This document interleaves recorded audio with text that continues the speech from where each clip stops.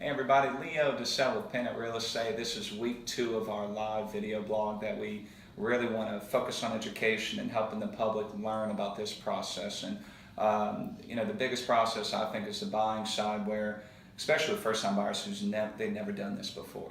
They think it's an easy thing. We just see a sign in the yard, we call it, and hey, I want to buy this house. Well, it doesn't work like that. It's not that simple, and if you do, you're not going to get the best representation.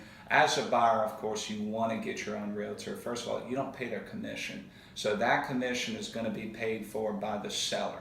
So the buyer's agent, you get professional representation up front at no cost to you. So the very first thing to do is get pre-approved. And so we have the best person in town, I think, which is Bart Salim with U.S. Capital. He's been doing this for 15 years, and guys, I've worked with a ton of lenders. There's a lot of good ones out there, but I think Bart is in that top tier. And I've seen him close a deal before in less than a week, which is unheard of. And he also gives the best rate, best interest rate, and lowest fees. He owns the company. He can do what he wants as far as that goes. So, Bart, tell us about the first step in that process when it clicks in a buyer's head as far as, what do I do now? I want to buy this house. First step is always getting pre-approved. Much easier than most people think. That's probably the biggest misconception, is a lot of buyers just think, I'm not ready or I won't be approved, when in fact, they're much more approved than they think they are, or with just a little bit of time and effort, we can get them to that approved process. So getting a pre-approval is the very first step. Gotcha. Now, lenders out there, let's just pick huge ones, Bank of America, Chase, Quicken Loan, places like that. They do thousands and thousands of deals. They can probably be like the Walmart of lenders and give a great rate, and great service too, I would assume, with the 1,000 of people that they employ. What do you have to say? Normally, it's just the opposite. It's terrible. You just become another number, just a statistic with them. Whereas that's why you guys like to work with people that are more local and personal, because you get a one-to-one personal touch with somebody like us working with your company. And so what we do is we take the time, try to meet with them face-to-face.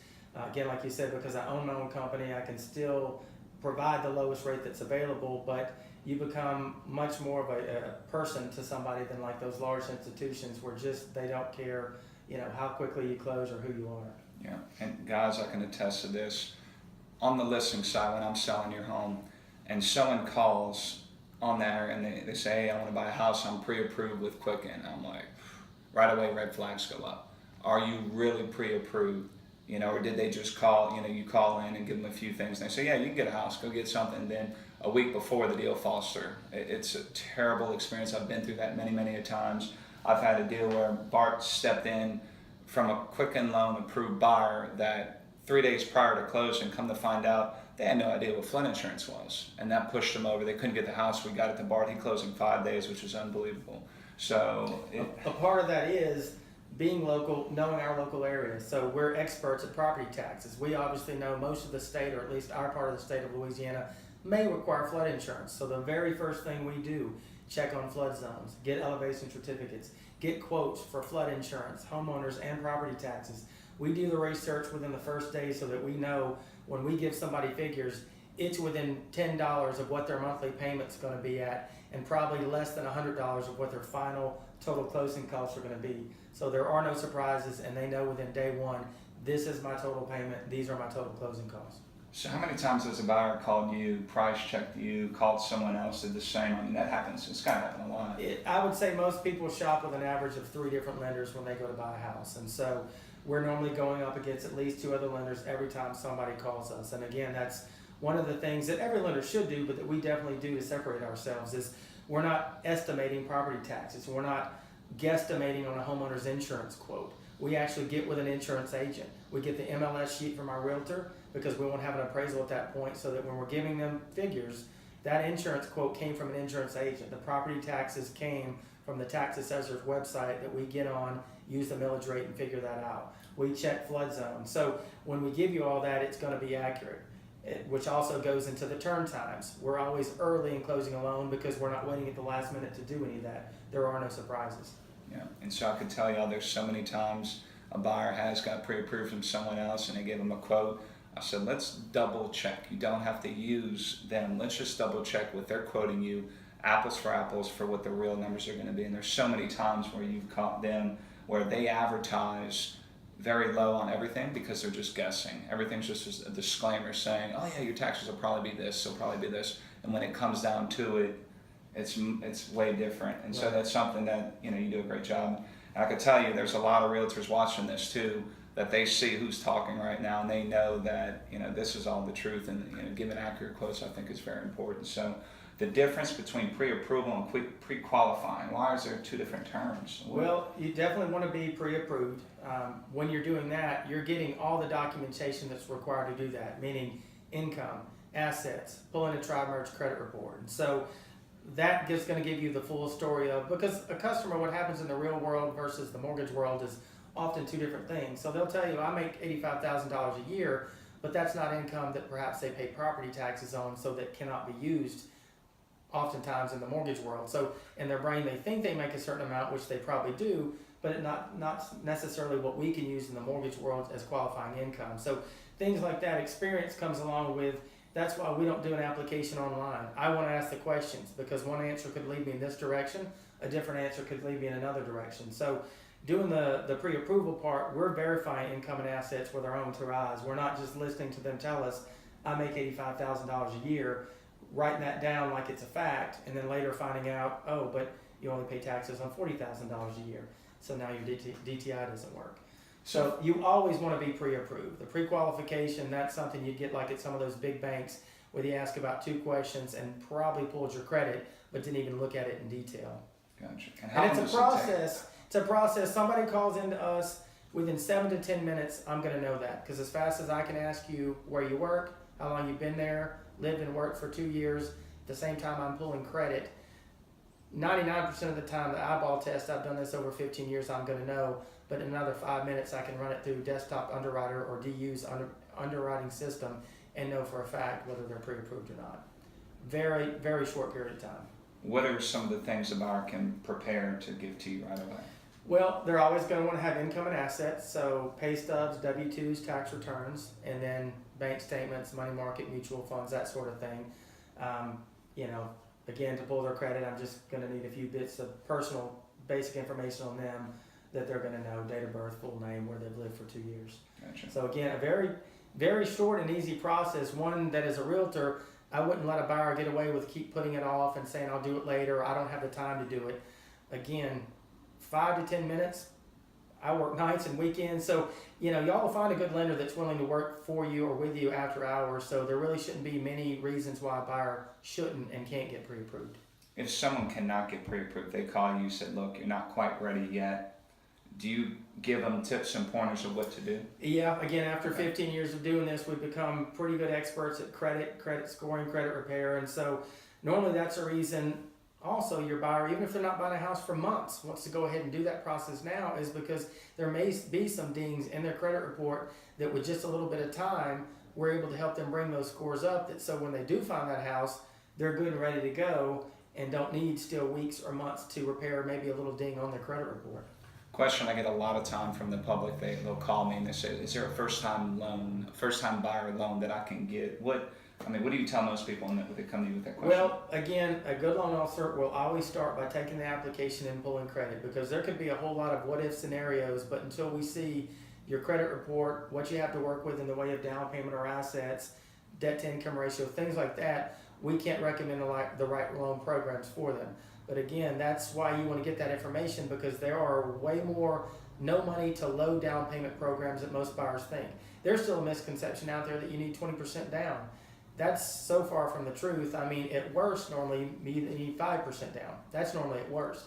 But then there's a lot of programs you can get in with as little as 3, 1, and no money down. So again, much more out there than the average buyer believes is there for pre-approval.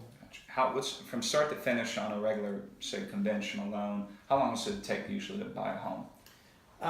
Well, most realtors will put a 30-day closing window. And for a good realtor, a good lender, that should be all the time you need. Again, our policy is to try to be clear to close at least a week before the contract date, and in most cases, we're knocking it out in 2.5 weeks. For a buyer that's fantastic. There's so if someone wants to get pre-approved, you said it doesn't take very long, but what's the cost to do it? And does it hurt their credit score if, say, they already got pre-approved with someone else? Like what? Right. With us, no cost whatsoever. We don't even charge the client for their credit report. I know most lenders do because there is a cost. We eat that cost. So at most, some lenders may charge you for your credit pull. We do not. It would be $25 for the lender that would charge that. But again, I don't think most of the good lenders are charging you for a credit report, at least not up front. It may be a part of your closing cost.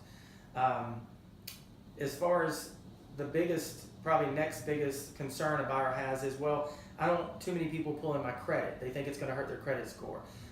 Again, misconception, not true. As long as it's a mortgage lender and done within the same shorter period of time that you probably go through when looking to buy a house or shopping around for lenders, it's only considered one pull, so that it does not affect your credit score. Again, another good thing that a lender will do is advise you on stuff not to do. Open new credit, let the balances of your credit cards go higher and higher. Those are things that could affect your credit score, but multiple lenders pulling your credit within the same shorter period of time is not something that will hurt your score. So a buyer shouldn't have to worry about that. They should feel emboldened to go out and check with several different lenders. It's the largest purchase of your life. You're going to want to make sure you're getting the best rate, best closing costs, that type of thing. So a huge benefit that I have found of sending buyers to Bart is the fact that they go, and I'll tell them, I said, price check him. He beats the rate and the fees every single time, mostly because you own the company and right. You can do that. Large companies are set to their set rate of what they have to charge and they can't change it, but the fact that he owns it, he can beat it. So it's a great thing. The service is impeccable. Now, is this a 9-to-5 job for you, closed on weekends? No, I work when the realtors work. I work when a buyer is in need. So it's actually a 24/7 job. It's whether it's nights, whether it's weekends. And again, I'm not working all weekend. I'm not working every night. But if a realtor calls me, needs a pre-approval letter, or a buyer has questions or needs to get pre-approved, because it takes such a short period of time, it's easy. I don't ever mind stopping and doing it. So no, whether I'm at work, at home, even on vacation, it's an easy enough process. I need a laptop and a telephone, and I can pre-approve a buyer, go through the loan process from A to Z, quite frankly. So it's one of those things where, again, as realtors, you want to make sure you're working with lenders that are always available and can help your buyers whenever they're available, because that can be 24/7. Because a lot of times it seems like the busiest time we show houses to our buyers is the time we need it. Evenings, right. And when they love that house, being in a big seller's market that we're in, we see 0 days on market. We call the listing agent. How many showings? There's 7 other showings today. Shoot, it's Friday afternoon. We need a pre-approval because to submit an offer, 99% of the time, a pre-approval must be attached, not a pre-qual, not something that Chase close at 5 o'clock on Friday. You're not going to hear from until Monday. By that time, you lost the house. You can't wait.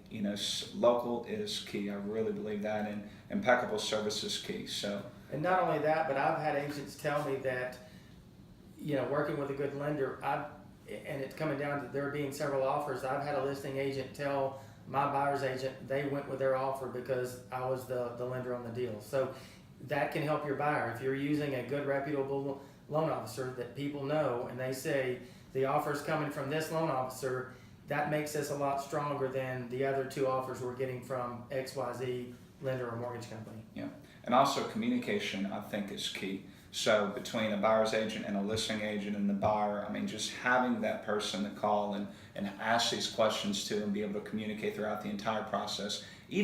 So the easy part is finding the house and getting under contract. After that is when the more detailed, intricate, behind the scene things happen that the majority of the buyer and seller, they don't know. The agents are on the back and taking care of everything, making sure you're within inspection time period to ask for repairs, making sure the appraisal's ordered as soon as you're done with inspection most of the time. There's a lot of intricate stuff happening on the back end, and being able to communicate, hey, Bart, we're through inspection, let's get that appraisal ordered. And then 99% of the time the deal is ready to close, clear to close early. And so there's so many times dealing with other lenders that they need extension. And the seller's mad at me because we have to extend the closing date another week or 2, and they have to pay a whole nother mortgage payment. So time is money in this business. It really isn't. Just most of the public who they just don't know. So this is something we do every day. You know, we're going to put you in the right hands to get the deal done on time, early, and save everybody a lot of money. So many deals, y'all. It's a pet peeve when someone tells me that they can close if I'm on the listing side selling your home. They put a 40-day time limit in there, like, oh, we need another week. Oh, we need another week. That could be another extra mortgage payment for you as a seller. So, you know, as a good listing agent, which the Pennant Realtors are, we're almost not only pre-approving the buyers, we're pre-approving that letter we get from the buyer and their lender. So if I see a certain lender in town that we get a pre-approval letter from, red flags can go up, and I'm almost calling that lender, double checking everything. If something comes in from Bart or his the Cone or the company, David, you know, thumbs up, 100% good to go. And on the buying side, having him on our team to help our buyers when a pre-approval letter comes in with an offer that we make, it makes it that much stronger than the others that come in from, say, some big non-local bank. So it's really good. This is part of the value we add as your realtor, having that power team around us from the lending process, which is the very beginning, all the way through the inspector, the termite person, the proper title company, which will be next on our list. So next we'll interview our top-notch title company that we like to use. So we hope you enjoyed this video. Thank you, Bart. Appreciate you. Thanks so much. Thanks for having me.